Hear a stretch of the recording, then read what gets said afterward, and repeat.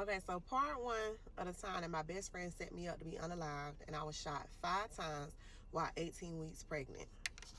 Okay, so for starters, my best friend is a he, not a she. And I'm gonna have to take y'all back to about a month before I get shot so I can make it all make sense. You feel me?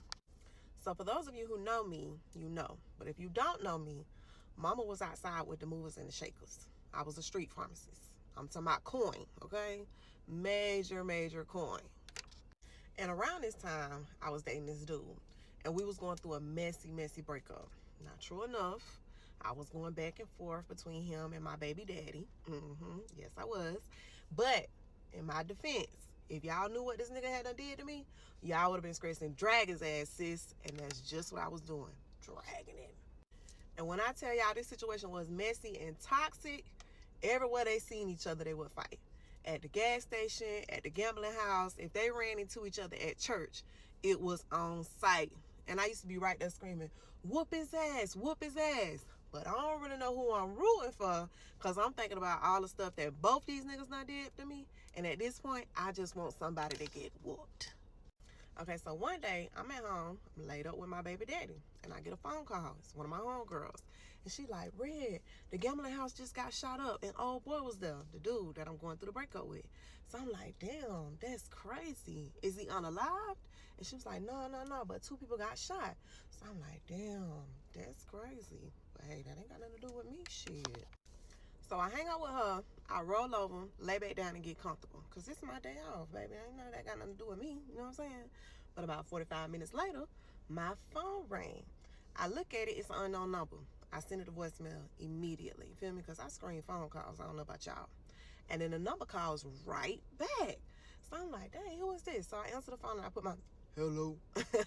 And they like, this is Detective so-and-so from the police department. Can I speak to so-and-so? So I'm like, this her? What's up? So I'm looking at the phone crazy. Like, what's up? What you want with me? So he was like, we wondering if you could come in and sit down and have a conversation with us. So I'm like, conversation about what? So it was like something about an incident that just occurred. We would just like to talk to you for a moment if you have some time. So I was like, well, I don't know when I'm gonna have some time, but I'll get back with you and I'll let you know when I can come in. I hang up the phone and I look at my baby daddy and I'm like, that was the police department. And he said, police department? For what? And about that time, his phone rung. Same number. He's scared. He don't want to answer the phone. But I'm screaming, answer the phone, answer the phone. So he answered the phone, and it's Detective so-and-so from the police department. Can I speak to so-and-so? So he like, yeah, this me. How can I help you? He hit him with the same line he hit me with. Can you come in? We need to talk to you. So my baby daddy give him some about he got to go pick his kids up or something like that. And I'm thinking, pick your kids up, your kid in their sleep. But okay, cool. Tell him what you want to tell him. So he hang up the phone. I'm looking at him. He looking at me. We both looking stupid. You feel me? So I'm like, you know what? Let's just go down there because it's better for us if we go down there than if they catch us on the street. So we both get up and we get ready. We put on our all white. Because if you know about going to jail with your all white on. So we get down to the police station and they separate us. They put us in 2 different interrogation rooms. And when he come in, he's like, hey, I'm Detective so-and-so. I spoke to you on the phone earlier. I just wanted to talk to you because you are a person of interest in an attempted murder, y'all. Attempted murder? Baby, when I tell y'all my heart dropped to the floor and rolled out the damn room, baby. Part 2 of when my best friend set me up to be unalived and I was shot 5 times while 18 weeks pregnant. I'm at the police department and I'm shaking in my Gucci slippers, you feel me? Because I done did some questionable things in my life, but never nothing to the extent of attempted murder, y'all. When I gather myself, my first question is, Detective, who I tried to kill? Because the suspense is killing me at this point. So he proceeds to tell me about a shooting that happened earlier that day on the other side of town at a local gambling house. On the inside, mama relaxed a little bit. Whew, baby, I told y'all my homegirl called me earlier that day and gave me the play. But I can't let him know that I know what's going on. So my next question was, well, damn, what happened? How I get in it? Child, apparently there was 4 people in the house. My ex, the 2 people that run it, and one of my homeboys. I told y'all I was with the movers and the shakers. I'm from a certain set, but I'm good at every hood. I get money everywhere. And the fourth person that was there was one of my homeboys from my set. They was inside gambling, playing cards. Somebody came, knocked on the door. Boom, boom, boom, boom, boom. When one of the guys that run the gambling house came to open the door, whoever was at the door aired that bitch out. Pop, pop, pop, pop, pop, pop, pop. And 2 people got shot. Now I'm looking at the detective crazy. Because, baby, why am I here? You still have not told me why I'm here. What's going on? Do y'all know this child of God, my ex, told them people that me and my baby daddy shot the gambling house up because we was trying to unalive him. I can't make that up. Yes, he did, y'all. Yes, he did. This man kept me there for hours, y'all, questioning me about my whereabouts, about the incidences that went on between me and my baby daddy, like just over and over and over again. And he ain't feed me. The only thing he gave me was some water, y'all, and I think it was tap water. But while I'm in there being questioned, the wheels in my mind go to turning and turning and turning. And by the time I left there, I already had them figured out who did it and why. But it ain't my place to lace them up. You get a paycheck, you're going to have to do your job and earn your paycheck. That was just my mentality at the time, y'all. So now this is where things get sticky, y'all. Sit down and pay attention, because I don't want to lose you, okay? So this is where my best friend come into play. The one that set me up. Okay, we get into the meat and potatoes. Now, my best friend and my homeboy that was in the spot when it got shot up, they going through it. They got some beef of their own, okay? And this is why they're beefing. My best friend, he got motion. He getting money a certain way. But my homeboy, he done started getting motion the same way as my best friend, and he undercutting him on the prices. And my best friend and his homeboys, they on some mafia shit. They don't like that. A couple weeks before the shooting, my best friend and his homeboys ran down on my homeboy, stressing, you can't get money in the city no more. You got to find something else to do. Get a job, something. But I know my homeboy, and I know because he from my set, and we don't play that. You ain't going to tell us what to do. Baby, it's up. So he continued to do him, and my best friend and them got wind of it, and I guess you know what happened next. What's understood don't gotta be explained. Now, it's about 12, 1 o'clock at night. I'm leaving the police station. When I leave the police station, I drop my baby daddy off, and my first stop is to my best friend, because we gotta talk about this. So when I push up on him, I'm like, guess where I just came from? The police department. I'm a person of interest in a shooting that took place at a gambling house earlier that day. Y'all, his eyes went like this. Then it popped out his head. And I know, what I'm about to say might sound crazy to some of y'all. But I lay it out for him.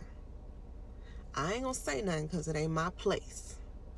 But if something happened, and I happen to get arrested for this, I know I'm going to beat it. But while I'm in these people's slammer fighting it, my mama and my baby better be straight.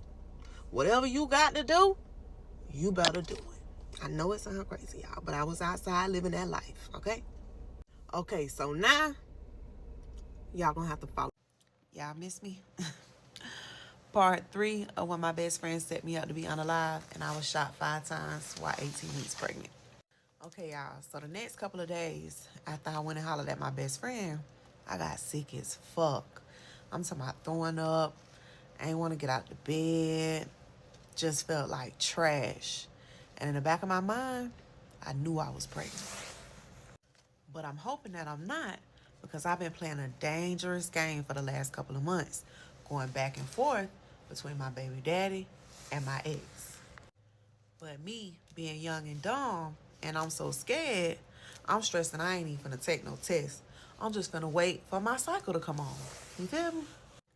And meanwhile, through the midst of all this, I'm going back and forth to court because mama was just in her all white a couple months back because I caught a charge. So when I go to court, they offering me 3 years probation or 1 year in prison. And I can't go to prison. I might be pregnant. So probation it is.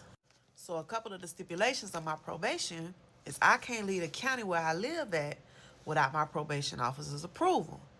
And the county that I get money in is not the county that I live in. You never eat where you shit. You feel me? And I got a 9 o'clock curfew, y'all. How I'm supposed to get money like this? So I come up with a plan. I go hustle during the daytime. I'm being real discreet. I'm in and out the city, catching my plays. It's really invitation only. You feel me? Then I would head home by 8:30, and I would wait till like 12, 1 o'clock at night, and then I would pop back up. But my first week or so on probation, I was in the house. I was doing the right thing. You know what I'm saying? But while I'm in the house, I got a lot of time to think. And so my conscience started getting the best of me.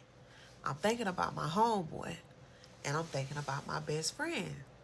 And I don't want nothing to happen to my homeboy. You feel me? Because I couldn't look his mama in her face if anything happened to him. And I knew, and it was something that I could have did to prevent it. So against my better judgment, I called my homeboy. I'm like, hey, where you at? I need to holler at you. Push up on me. So we link up. And I don't mention my best friend, but I lace my homeboy up. I'm stressing, listen, that shooting a month ago, it was really for you.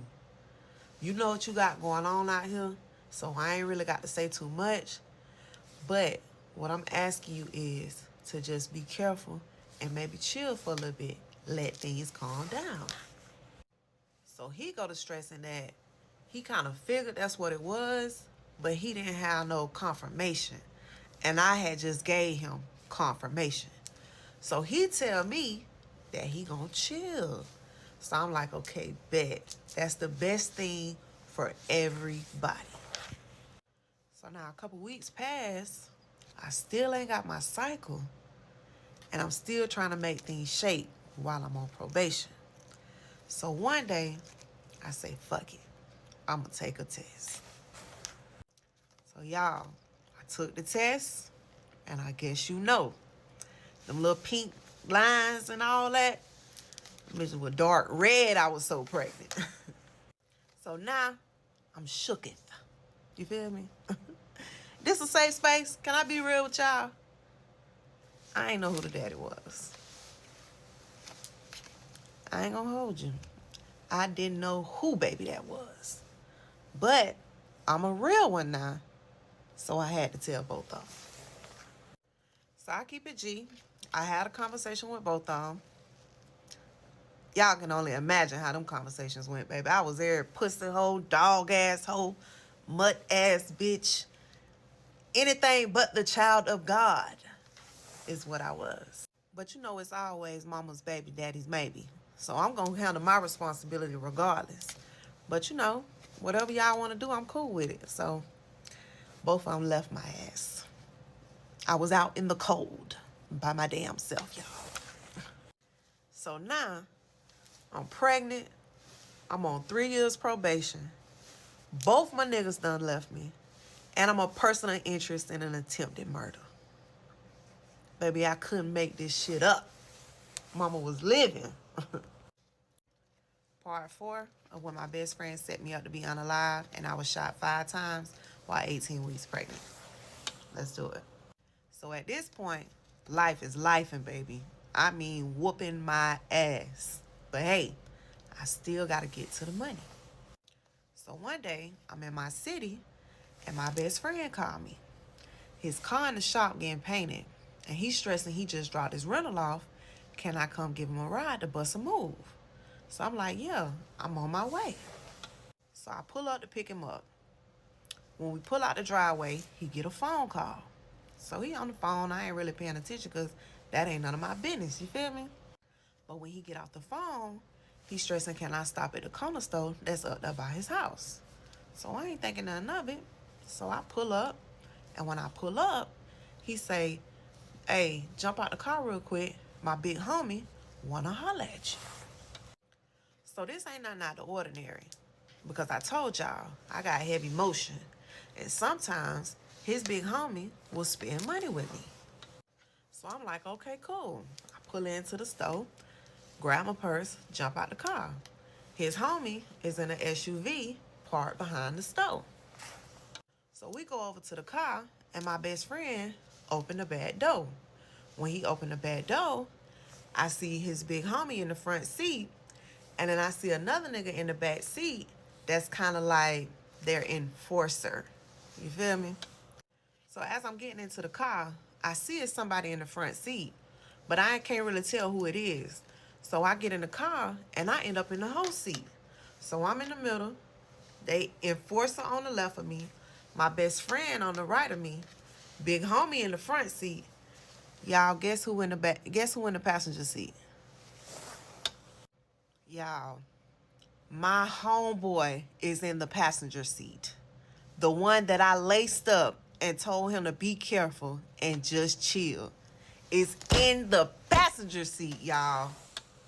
So when I see him, I instantly know something ain't right. You feel me? Like, something ain't right. So I'm like, what's happening? What's going on? So his big homie turn around and his big homie say, so what this is that you told him that we was trying to unalive him? So now I'm looking at my best friend like, what the fuck? So I look over at the enforcer that's sitting on the left of me, and this nigga got the phone on his lap. So I look at my homeboy in the front seat, and I'm scratching, man, what the fuck you talking about? I ain't told you shit. How the fuck I get in this shit? So my homeboy ain't saying nothing. He on mute. But the big homie scratching, yeah, buddy reached out to me and said that you said that we was trying to unalive him. So I instantly caught deuces. Man, I don't know what the fuck he talking about. I ain't got nothing to do with that. And I reached down in my purse and I grabbed my phone. I said, y'all niggas got me fucked up. Let me out this bitch before I unalive everybody in this bitch. What y'all trying to do to me? So now I'm hot, y'all. I'm snapping on everybody. I'm stressing, let me out this bitch. I'm low-key scared because I'm feeling like I'm finna have to unalive one of them before they unalive me. And I'm stressing to my best friend, and you a fuck nigga for bringing me up here. Fuck you mean? And my homeboy, he's sitting up there mute, and I call him puss-ass nigga. And I got in my car, and I left my homeboy, my best friend, and both them other fuck niggas right up there at the goddamn store. So about 10 minutes later, my homeboy go to calling me, my best friend go to calling me. My homeboy calling me, my best friend calling me. I ain't answering the phone for nobody because I'm so motherfucking hot. Because I told you this so you could protect yourself, not so you could throw me in the line of the fire. Okay, y'all, so part 5, when my best friend set me up to be unalive, and I was shot 5 times while 18 weeks pregnant. Okay, so when I leave the store that day, I'm hot. I'm scared. I'm confused. Like, I don't know what to do. So the one thing I do know to do is to call my niggas, y'all. So the first thing I do is call my baby daddy. Because he a real street nigga. And he already know the backstory of everything that's going on. Because when I left the police department that day, I kind of laced him up. So I want him around me for protection. But he don't answer the phone. He ain't fucking with me, y'all. So then I called my ex. He ain't no real street nigga. I taught him everything that he know. You feel me? But he answered the phone. So that's all that matter. So I hit him with, can we talk? I love you. I miss you. I just want us to work this out. So he pulled up on me that night and we talked. And I put this good what's-her-name on him, you feel me? And while he in this what's-her-name, I'm whispering those sweet nothings in his ear. Babe, I love you. I miss you. You know this your baby. I still don't know who baby this is, y'all. Come back home. And nigga so easy boom, we right back together. You feel me? Y'all, I'm just making bad decision after bad decision at this point. I don't know what the hell I was doing. You know what I'm saying? I'm just doing shit. So over the next couple of days, me and my ex get locked back in. But I ain't really even tiptoeing through the city at this point. I'm chilling, because I don't know what the hell going on. Now, my homeboy, he done gave up getting in contact with me. But my best friend, he's still calling. He's still texting. We need to talk. He need to explain, blah, blah, blah, blah, blah. But I ain't really trying to hear that. You know what I'm saying? So where I'm from, my family own a restaurant. So my best friend pull up to my family restaurant and holler at my old girl. He telling her that he trying to get in contact with me, but he ain't been able to get me. Can she have me call him? So my mama know I'm outside. So she get worried. So she called me and she like, you okay? Such and such just left here. He say he can't get in contact with you. What's going on? So I'm like, nothing, Ma. I just been busy. You know, my mama know I'm outside, but she don't know I'm outside. Because my people ain't like that, y'all. Like, I want to make that clear. My family, they not on what I'm on. So now I'm like, damn, let me reach out to this nigga because now he get my mommy and my daddy involved. You know what I'm saying? So I call him. He's stressing, can we meet up? So I go holler at him. And we have it out, y'all. I'm stressing, you a fuck nigga. Why would you do that to me? Like, I would never do you like that. Come on, man. But he's stressing, he didn't know that that was finna go down like that. He's stressing, they know how close we is. Do you really think that they would have told me that that was finna happen? So this is my best friend, y'all. So after a little bit, I folded. You know what I'm saying? Bad decision after bad decision. So I'm like, okay, cool. I ain't sweating it no more because I know what I did and didn't do, even though I did. So fuck it. And we kind of like let sleeping dogs lie. So life kind of getting back to normal. Well, what you would call normal. And one day my homegirl called me and she like, hey, I'm cooking today, friend. Pull up. Everybody know I'm pregnant, so shit, I'm ready to eat. So I pull up and I'm chilling. While I'm there, my best friend called me. And he calls me for a ride. And at the last time, I'm skeptical. So I play him to the left. I'm busy. I'll call you later, see if you done did what you need to do, so forth and so on. Couple hours later, he called back to check the temp. You still busy? Can you give me a ride? I play him to the left again. I'm going to call you when I get done. I'm going to come get you. Blah, blah, blah, blah, blah. So this how he got me, y'all. He called me back about an hour later and he was like, hey, I don't need the ride to go do that no more. But I do got a play I need to go catch. And it's a major play. If you take me to go catch it, I'll bust it down the middle with you. My greed got me, y'all. Soon as he went to stressing he was going to bust that play down the middle with me, I'm stressing I'm on the way. Give me 5 minutes.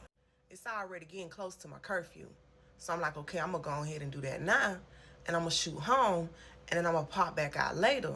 Because it's a major party going on where my ex live. So I grab my stuff and I'm headed to the door. But my cousin is there. So she asked me what I'm finna go do. So I'm stressing. I'm finna go catch a play. I'm going to come back out later on the night. So she say, can she ride with me and I take her home when I get done? So I'm like, yeah, cool. Come on, let's do it.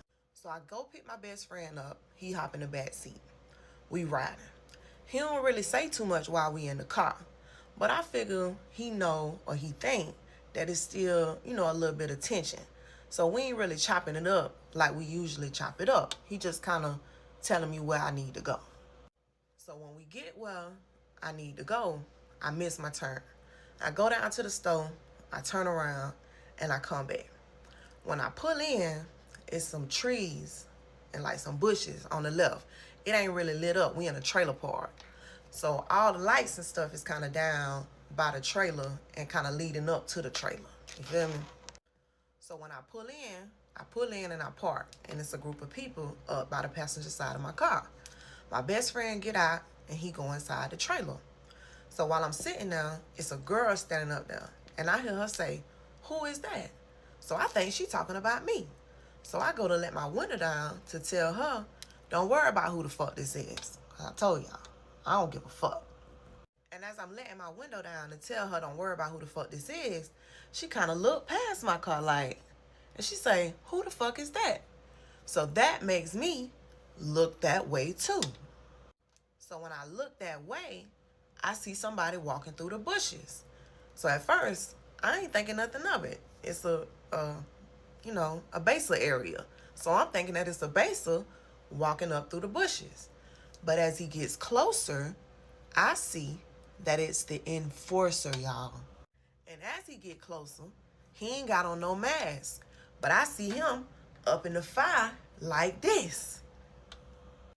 So in my mind, I'm like, fuck. Next thing you know, bah, bah, bah, bah, bah, bah, bah. I'm in that bitch panicking, going crazy. We just screaming, me and my cousin. Ah, ah, ah, ah, ah, ah, ah. So when the shooting stopped, I'm slumped over my cousin's seat like this.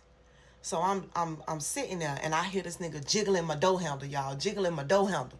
So I sit up. And when I sit up, I guess he see me sit up. So he, bah, bah, bah, bah, bah, bah, bah, again. So I throw that bitch in reverse. I try to run that nigga over getting up out of there. I'm on 2 wheels, y'all. Like, I can't believe that just happened. So I drive down the road a little bit. I pull over. I'm like, cuz, you hit? She say, nah, cuz, I'm straight. I'm stressing, cuz, I'm hit. I'm finna die.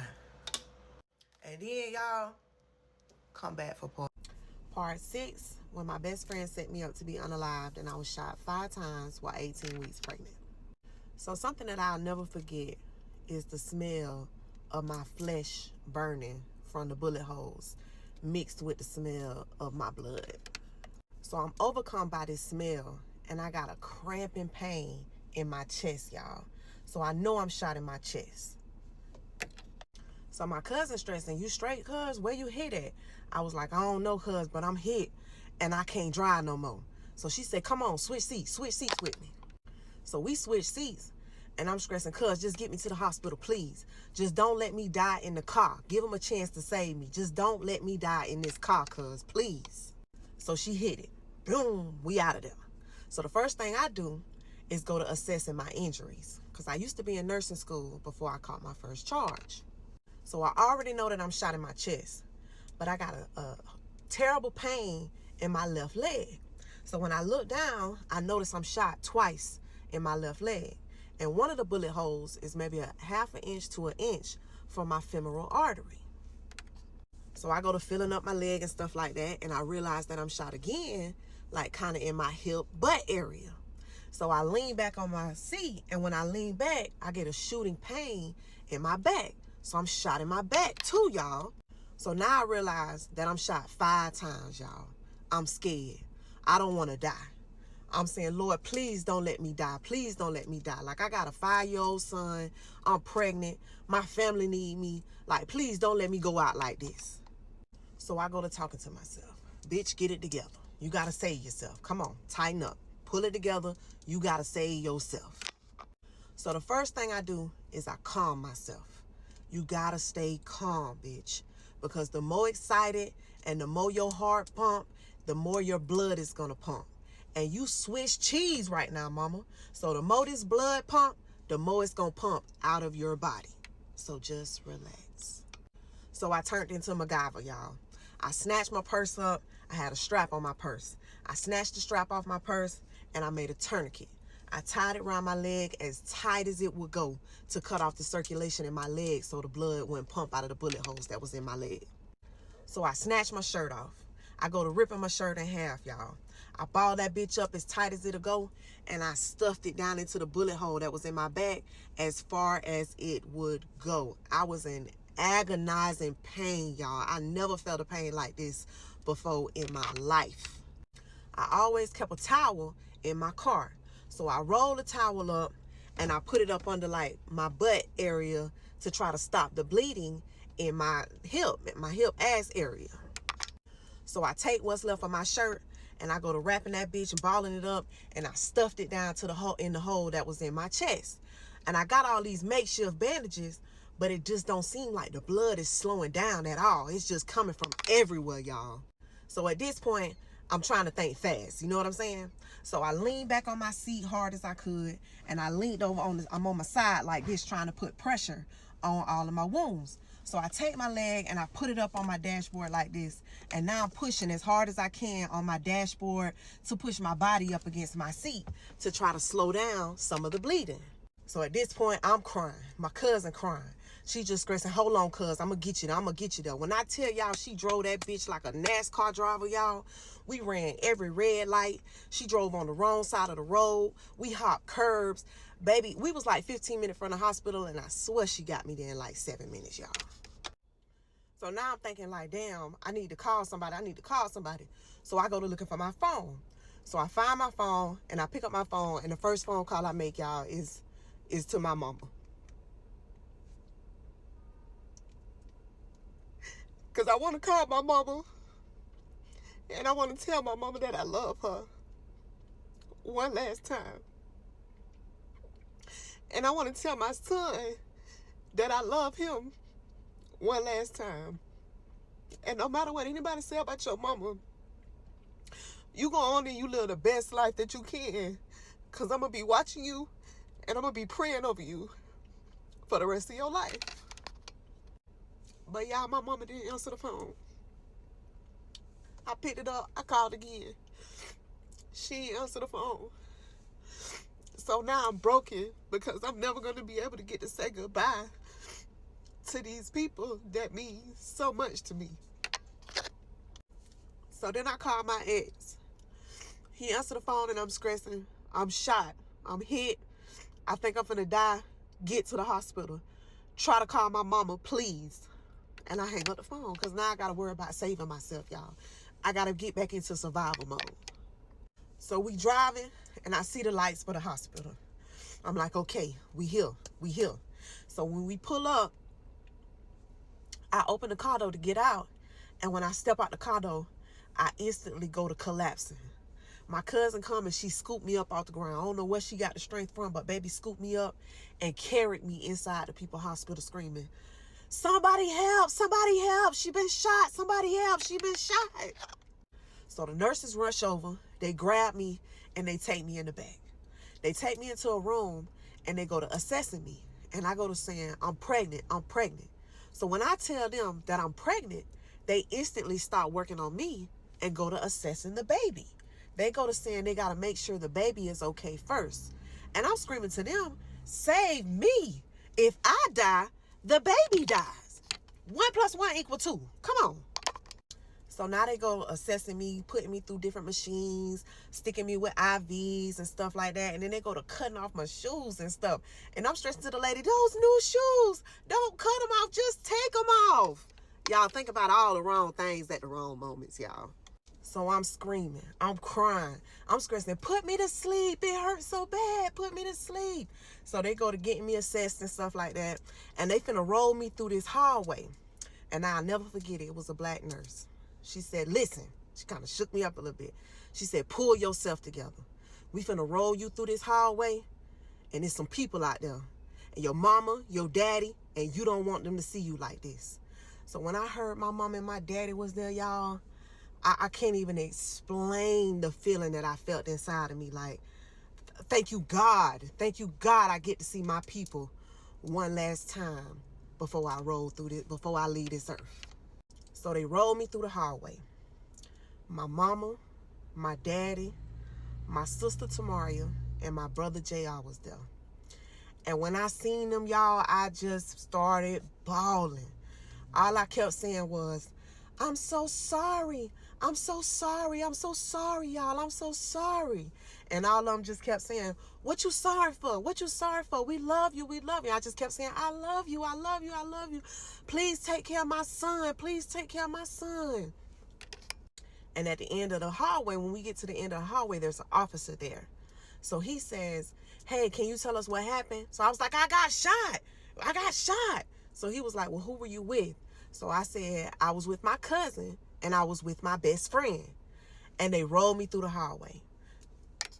So when we get in the back, they go to putting all the stuff on me, getting ready to put me to sleep.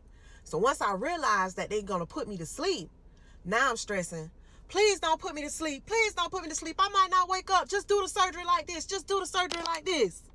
And that same black nurse was right there holding my hand. And she said, it's okay, baby. I'm right here. And I'm going to be right here when you wake up. I'm going to be right here. I promise. And y'all already know what I'm finna say. So part 7, when I was set up by my best friend to be unalived and shot 5 times while 18 weeks pregnant. So I'm on the operating table. They done pumped me full of that good shit, y'all. And within seconds, I'm asleep. I'm knocked out. Meanwhile, outside, the hospital on swole, y'all. I'm talking about church on New Year's Eve swole. And if you've never been to church on New Year's Eve, first Friday at the club swole. And they got my family in a separate waiting area. But because nobody knows what happened to me, they just know that I was gunned down, you had to have a special code in order to get into this waiting area with my family. So now my family in this waiting area, and they going through it. My sisters and brothers crying, my daddy boo-hoo crying, my mama pacing, she praying, she on her hands and knees, begging the Lord, just spare my baby life and take mine instead. So by this time, they get a call, and my best friend has arrived. And they want to know if it's okay for them to give him the code and send him up. So without hesitation, y'all, my mama said, yes, give him the code, send him up. Because that's my best friend. And when he come in the room, my mama instantly hug him. He crying, she crying. She just asking him like, what happened? Did you see anything? Where were you at?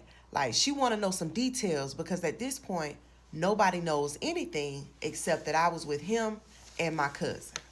So y'all, this child of God told my people that he didn't know what happened. He didn't see what happened. All he know is that when he went inside the trailer, he heard the shots. And when he came back outside, I was gone.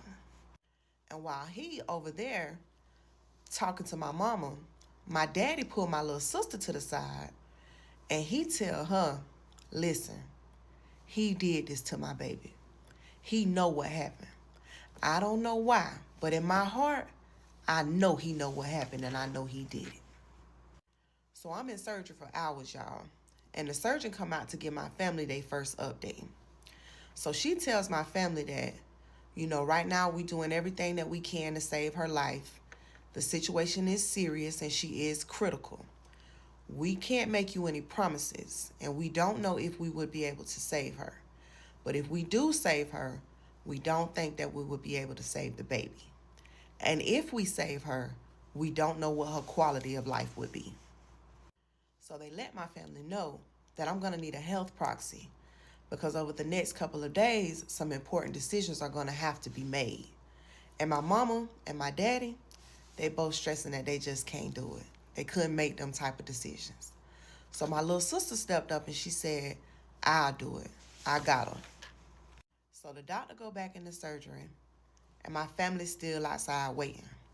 While they waiting, my sister goes around and she kind of tell everybody in my family, listen, daddy think that this nigga had something to do with it.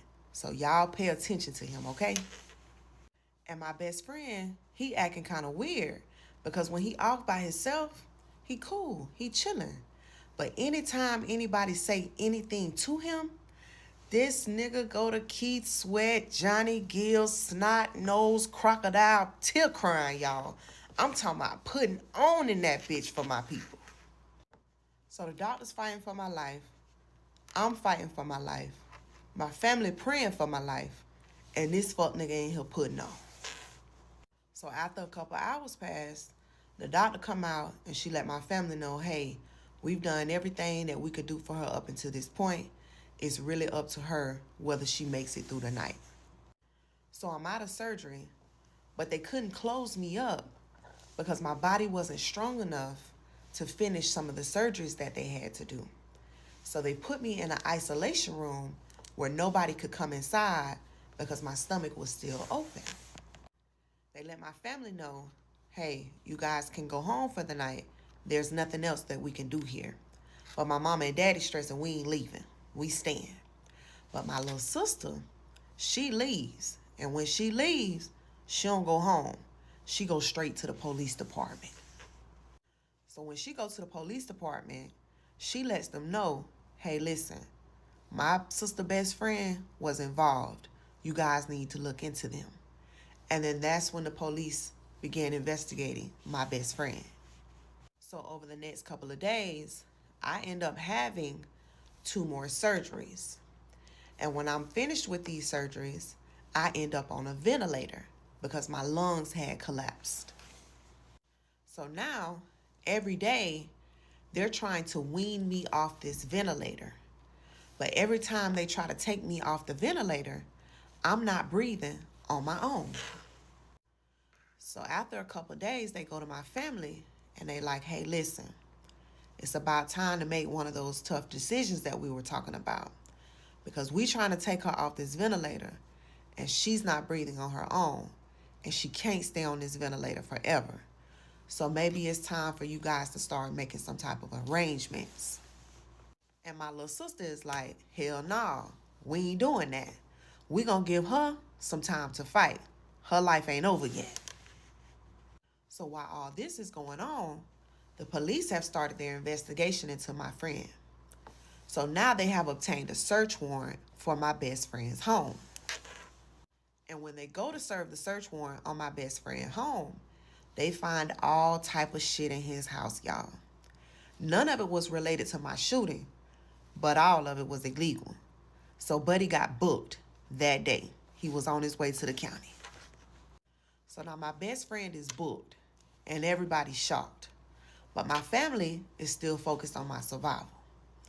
So it come a time where they like, okay, we need to take her off this ventilator. We've given her some time and you guys need to make a decision. So my mama, my sister, and my daddy sit down and they decide that they're going to take me off the ventilator. And if I make it, I make it. But if I don't, then that's all God's plan. So the day that they take me off the ventilator, it's my mama, my daddy, my sisters, my brother, and my godmama in the room. So they take the tube out my throat, y'all. And when they take the tube out my throat, I go to gasping for air, like gasping. I'm pulling at the tubes, like I'm in that bitch acting crazy. So they had to sedate me. So over the next couple of days, I'm heavily sedated, y'all, because every time I come up out this sedation, I'm acting a fool. But while I'm heavily sedated, I keep asking for like pen and paper. I'm doing like this. And when they give me the pen and paper, I keep scribbling my homeboy name and the enforcer's name the best that I can on these papers. So my sister take these papers and she take them to the police department. And she's stressing, I don't know who this is, the enforcer, but you guys need to start looking into him too. So they start an investigation on the enforcer. So now because of my scribblings, the police are requesting that the hospital come down off the sedation because they need to talk to me. Because y'all, they was pumping me full of that good shit. I was loopy. I don't remember much of that time when I was on the sedation, but I remember bits and pieces. But I was totally out of it, y'all. So when I start to come up out the sedation, I can barely talk because I've had this tube in my throat for like a week or so now. But it's me, my mama, my daddy, and my sister in the room. And one of the first questions I have when I become coherent is, did my baby make it? And they was like, yeah, your baby made it. So I'm crying at this point. I'm crying. I'm thanking God. But y'all, while I'm sitting there, I'm realizing my body feels so weird. Like, what's wrong? I can't feel my legs, y'all. Like, I totally can't feel my left leg at all. But my right leg, it's like tingling, like it's sleep. Y'all, I'm paralyzed in my left leg. I can't feel nothing at all. And I'm going to cut it right there. And y'all got to come back for part 9. And this was a 10-minute video, guys.